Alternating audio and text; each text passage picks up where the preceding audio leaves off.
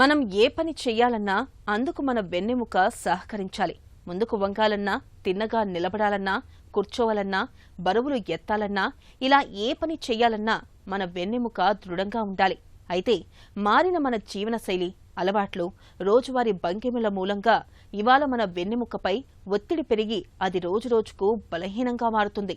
చాలా మందిలో వెన్నులోని డిస్కులు పక్కకు జారిపోతున్నాయి. దీంతో పక్కన ఉండే నరాలపైనే ఒత్తిడి పెరిగి నడుము నొప్పి అనేది ఒక పెద్ద సమస్యగా మారుతుంది.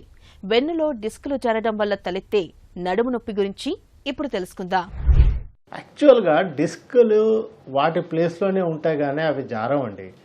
ఇక్కడ మనము దేన్ని రిఫర్ చేస్తున్నామంటే డిస్క్ గనక చిరిగి దాని యొక్క లోపల జెల్ మెటీరియల్ బయటకు వచ్చే నరాన్ని ఒత్తుతున్న దాన్ని మనము స్లిప్ డిస్క్ అని కానీ డిస్క్ జారడం కానీ లూజ్గా అంటాం. యూజువల్గా డిస్క్ జారినప్పుడు అంటే ప్రొలాప్స్ డిస్క్ అయినప్పుడు ఫస్ట్ థింగ్ ఏంటంటే బ్యాక్ పెయిన్ ఉంటుంది.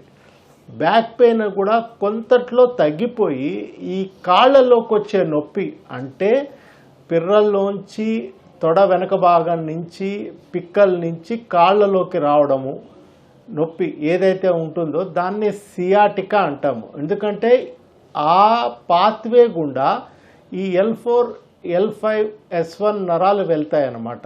దాన్ని సియాటిక్ నర్వ్ అంటారు.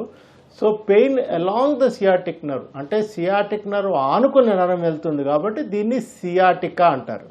సో ఇది లంబార్ డిస్క్ యొక్క రప్చర్ యొక్క లేదా లంబార్ డిస్క్ ప్రొలాప్స్ యొక్క ప్రధాన లక్షణం.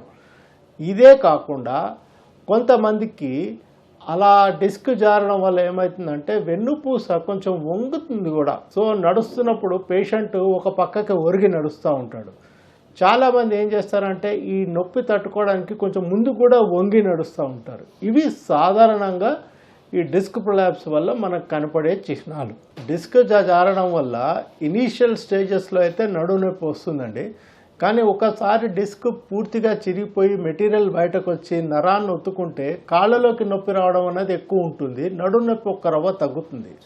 కానీ కొన్ని ఎక్సెప్షనల్ సర్కమ్స్టాన్సెస్లో డిస్క్తో పాటుగా నడుములో కూడా ఏమన్నా చిన్న ఏమంటారు డిఫెక్ట్స్ అంటారు, లైసిస్ అని కానీ స్పాండైలోలిసిస్ కానీ ఇటువంటి ఫ్యాక్టర్స్ కూడా కలిసినప్పుడు లేదా లంబార్ స్పైన్ ఇన్స్టెబిలిటీ ఉన్నప్పుడు అంటే డిస్క్ ఉన్నా కూడా ఎముక మీద ఎముక జారుతున్నప్పుడు అటువంటప్పుడు బ్యాక్ పెయిన్ కూడా ఒక కన్సిడరబుల్ పోర్షన్ కింద మనకి పేషెంట్స్ కంప్లైంట్ చేస్తారు.